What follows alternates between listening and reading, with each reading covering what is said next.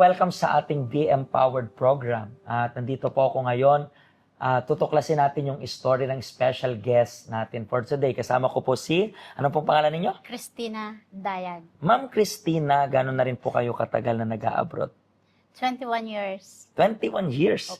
And taga saan po kayo sa Pilipinas? Dasmariñas, Cavite. Ano yung pinaka-reason? Kasi within this 21 years, I believe, masyadong matagal na yan. Pero ano yung pinaka-reason mo kung bakit ka nag-abroad? Na-scam ang asawa ko Mhm. ng papuntang Canada. Mhm. So, marami kaming utang sa brother-in-law ko, sa sister-in-law ko. Hindi ko alam kung paano mababayaran. Mhm. Nung una mong nag-abroad ka, saan ka una nag-abroad? Sa Taiwan po. Sa Taiwan. And yung na-scam yung asawa mo, papunta yan sa Canada, di ba? Pero may experience na ba yung asawa mo sa abroad that time or Canada lang talaga yung pinakauna niyang tina-target? May experience po siya sa Taiwan. Taiwan rin. Opo. So talagang kayo mag-asawa, parang gusto niya na lagi talaga mag-abroad, di ba? OFW talaga. Pero ilan po pala yung anak ninyo sa Dalawa Philippines? po. Okay, so dalawa. So may experience na siya sa Taiwan. Opo. Bago niya plinanong pumunta ng Canada. Opo. So basically may mga ipon-ipon na rin Opo, kayo opo. nun. Mayroon po. Pero magkano rin yung na-scam sa inyo doon sa Canada? $500,000, almost. So nawala yung ipon ninyo, Opo. Nagkautang. nagkautang pa. Opo. So supposed to be siya lang dapat yung mag-abroad, hindi ikaw. Hindi na po. Hindi ka Focus na. dapat. Opo. Focus ka lang dapat mag-alaga. Opo. Pero that's the time na napilitan kang mag-abroad. Opo. Saan ka unang nag-abroad? Sa Taiwan. Sa Taiwan. Ilang years ka rin sa 4 Taiwan? years. 4 years. And isang amo lang yun or dalawa? Sa factory po ako. Sa factory ka. Opo. So, anong work mo dun sa factory? Electronics po. So within 4 years. Pero bakit di ka na nagtuloy-tuloy? Sa age ko po. May age limit kasi doon ng factory. So umuwi ka na ng Philippines that time. And how about yung nasa Taiwan ka? Nasaan yung asawa mo that time? Nasa Taiwan din. So parehas kayo? Opo. Same company rin yung Hindi po. pinagkatrabaho? Magkaiba? Ibang lugar. So nag-Taiwan kayo and then Nung pumunta na siya uli sa Saudi, doon siya na-scam uli. pagkatapos nitong Taiwan, nag-Saudi pa siya? Opo. Ilang years rin siya sa Saudi? Matagal na po. Matagal Same. Same rin sa iyo? Opo. So as of now, nasa Saudi pa rin yung Opo. asawa mo? So after nitong Taiwan, saan ka na? Dito ka na ba sa Hong Kong? Hong Meron Kong. pang ibang Hong Kong na. So ilang years ka na rin dito sa Hong Kong? 17 years. 17 years. And then ilang amo na rin dito? Sa una ko is 2 years and sa pangalawa ko is 14 years 10 and years.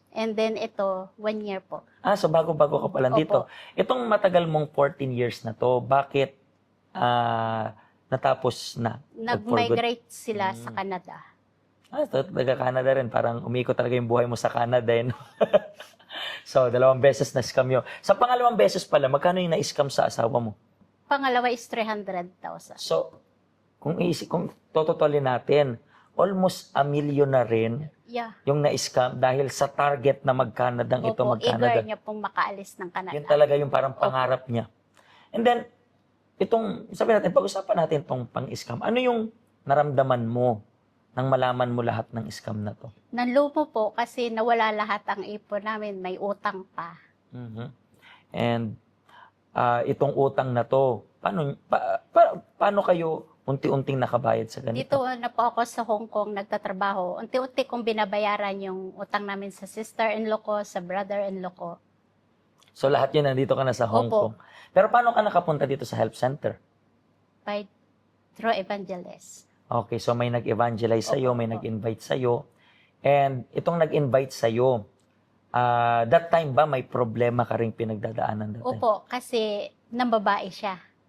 So bukod sa na-scam, ng babae pa siya. Opo. So family problem talaga. Opo. That time na-depress ka rin. Hindi po masyado ako na-depress. Yung mga anak ko ang naapektuhan. So parang pumunta ka sa church, yes, dahil magulo na yung pamilya mo, pero one of the main reason is dahil talaga sa anak. Opo. Para may pag-pray sila. Opo. And ilang years ka na rin dito sa help center? Magti 3 years po. Magti 3 years. Sa 3 years na to sa pagpunta mo dito sa health center, ano yung mga natutunan mo? Ano yung mga nakuha mong lesson? Paano ka natulungan ng health center na to? Binago ko po ang sarili ko. Mhm. Kung may problema, wag gamitin ang emosyon. Napaka-emotional mo ba dati? Opo, sobra. Mm. When you say you are emotional, paano emotional? Parang, Pag may problema ako, may iyak. mhm, O yung sumasabog ang galit. mhm. Ganun po. So, dito sa health center, natutunan mong makontrol yung emotion na yun. Opo, nawala po lahat yan. And then, after ng pagbabago mo, ano rin yung changes sa family na nakita mo? Nakita ko po sa asawa ko na nagbago din siya. Na-restore ang aming marriage life. Mhm. Nag-wedding vow na kaming dalawa. Mm.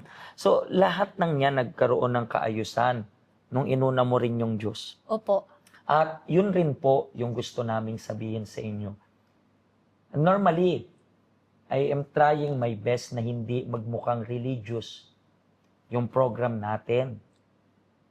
Pero, alam nyo po ba na minsan, tagalitin yung minsan, madalas, yung problema na pinagdadaanan natin, hindi talaga physical. Ang problema ang pinagdadaanan natin, hindi kasi tayo matututo na unahin yung Diyos.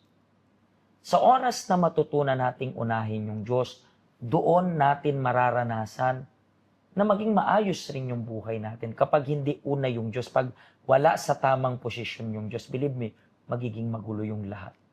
Magiging magulo. Yun yung reason kayong health center natin bukas everyday. Ano man yung day off mo, anumang araw yung day off mo, it's up to you lang kung gusto mong pumunta at ayusin yung buhay mo. Sa oras na matutunan mo nga, unahin yung Diyos. Lahat to follow na lang. Believe me, katulad sa nangyari sa kanya. Yun rin po yung gusto namin mangyari para sa inyo. Maayos yung marriage life ninyo, maayos yung family ninyo, at sa huli, sa inyo pa rin yun ang decision. Maraming salamat po sa pag-share ninyo ng story ninyo. Hopefully, maka-inspire ito ng mga family members na siguro na-scam, family members na siguro na-depressed rin. Basag na yung marriage. I believe na makakatulong to. Thank you very much sa pag-share. At maraming salamat rin po sa pagsubaybay ng program natin. At next week, let's listen again sa panibagong story ng ating mga kababayan. Pagpalain po kayo ng Diyos.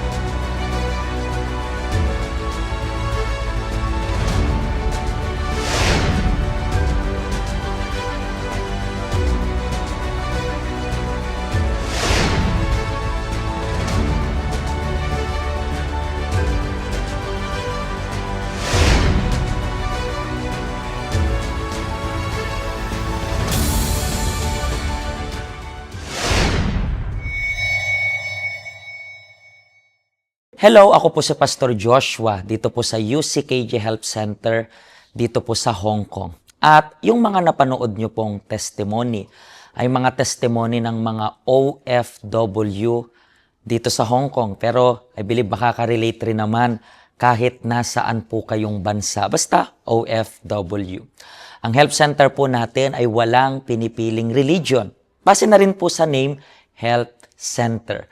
Kung kailangan nyo po ng karagdagang information, nandito lang po sa baba lahat ng information na kailangan ninyo.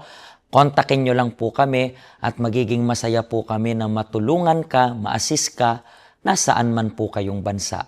Pagpalain po kayo ng Diyos.